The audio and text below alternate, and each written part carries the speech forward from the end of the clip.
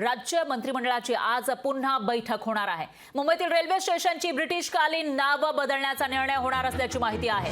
Parel Sandhurst रोडसह 10 स्टेशनची नाव बदलण्याचा विचार आहे। तर मुंबईतील रेल्वे स्थानकांची ब्रिटिशकालीन नाव बदलण्याच्या हालचाली शासन दरबारी सुरू झाल्याचं दिसतंय। यामध्ये 8 ते 10 स्थानकांच्या नामांतराचा प्रस्ताव राज्य सरकारने तयार केलाय आणि आज त्या प्रस्तावाला मंजुरी मिळण्याची शक्यता आहे। हा प्रस्ताव मंत्रिमंडळ बैठकीमध्ये मांडला जाईल आणि त्यानंतर याला मंजुरी मिळाल्यास मुंबईमधील जे रेल्वे स्टेशन आहेत ब्रिटिश काळापासून त्या रेल्वे स्टेशनला जे नाव होतं ते आता बदललं जाण्याची शक्यता आहे।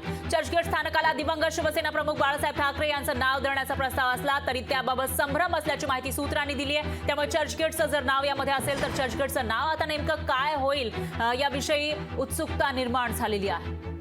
आणि या विषयी अधिक माहितीसाठी आपल्या प्रतिनिधी मीनाक्षी म्हात्रे या थेट आपल्या सोबत जोडल्या गेल्या आहेत। मीनाक्षी, काय सांगाल? आज पुन्हा एकदा मंत्रिमंडळाची बैठक होणार आहे। यामध्ये महत्त्वाचा निर्णय म्हणजे मुंबईमधील जे लोकल स्टेशन आहेत त्याची नावं बदलली जाणार असल्याचं कळतं आणि त्याबरोबर इतर कोणकोणत्या मुद्द्यांवर चर्चा होऊ शकते किंवा निर्णय होऊ शकतात?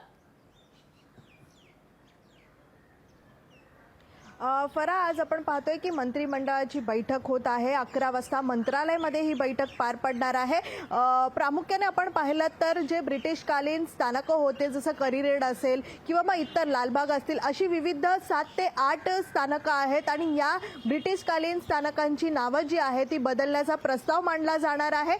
एकूणच आपण पाहतोय की या प्रस्तावाची पूर्तता आपण पाहिलं तर काल देखील मुख्यमंत्र्यांच्या समोर राहुल शेवाळे यांनी मांडली होती आणि या सगळ्याच पार्श्वभूमीवरती पाहतोय की हा प्रस्ताव जो आहे तो मंजूर केला जाणार आहे। एकूणच या सगळ्याच बाबत निर्णय जो आहे तो आजच्या मंत्रिमंडळाच्या बैठकीमध्ये होणार आहे। याशिवाय आपण पाहिलं तर पाणी आणि पिकासंदर्भातली चर्चा जी आहे किंवा मग अनेक इतर ज्या योजना आहेत यांना देखील मान्यता मिळण्याची शक्यता आहे। त्यामुळे आजच्या मंत्रिमंडळ बैठकीमध्ये कोणते मुद्दे घेण्यात येतात आणि कोणकोणते प्रस्ताव मांडले जातात याकडे सगळ्यांचं लक्ष लागून राहिलेलं आहे। निश्चितच मीनाक्षी, धन्यवाद तुम्ही दिलेल्या या सविस्तर माहितीसाठी। तुमच्याकडून या बैठकीची अपडेट आपण घेत राहूयात।